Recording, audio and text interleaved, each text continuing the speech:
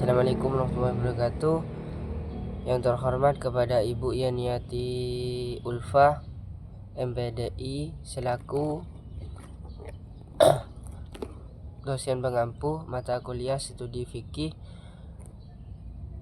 yang saya hormati.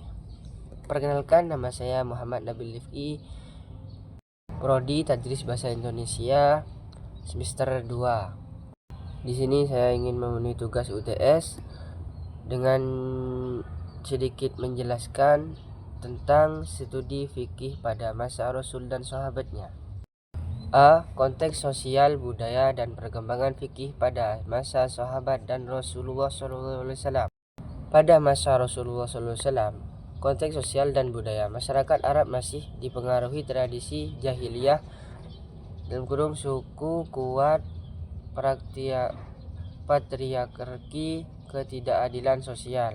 Perkembangan fikih bersumber langsung dari wahyu Al-Quran dan sunnah Nabi SAW sebagai sumber hukum utama. Contohnya, ayat warisan perempuan diturunkan karena pertanyaan dari masyarakat.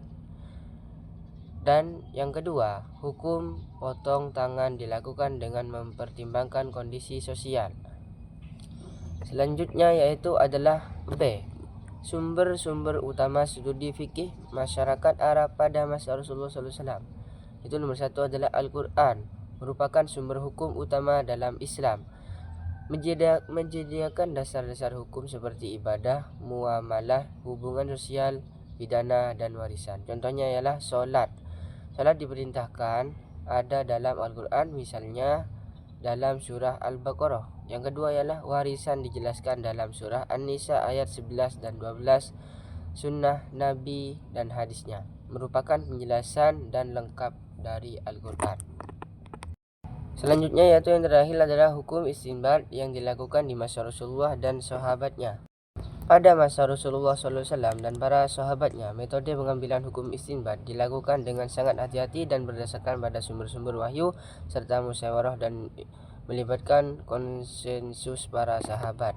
Di sini ada beberapa pengambilan hukum atau istinbat yang dilakukan dengan sangat hati-hati. Oleh karena itu, di sini ada beberapa penjelasan. Ada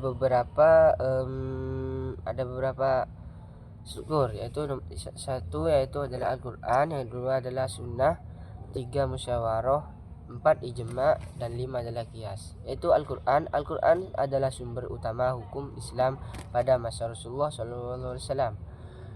Yang kedua adalah As-Sunnah, yang terdiri dari perkataan, perbuatan, dan perkataan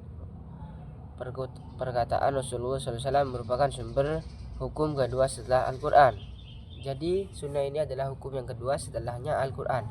Dan yang ketiga ialah bermusyawarah. Musyawarah Rasulullah SAW seringkali melibatkan para sahabat dalam bermusyawarah untuk mencari solusi terbaik dalam menghadapi berbagai persoalan. Kita sebagai umatnya, kita untuk melakukan apapun kita harus dimusyawarahkan dulu, karena apapun itu harus dibermusyawarahkan, lebih penting itu. Yang keempat ialah ijma sahabat. Ijma adalah kesepakatan para sahabat mengenai suatu hukum atau masalah setelah Rasulullah SAW wafat. Yang terakhir ialah qiyas. Qiyas adalah atau perbandingan antara masalah baru dengan masalah yang sudah ada hukumnya dalam Al-Quran atau As-Sunnah. Mungkin cukup dari saya, selebihnya mohon maaf yang sebesar-besarnya apabila ada salah kata. Assalamualaikum warahmatullahi wabarakatuh.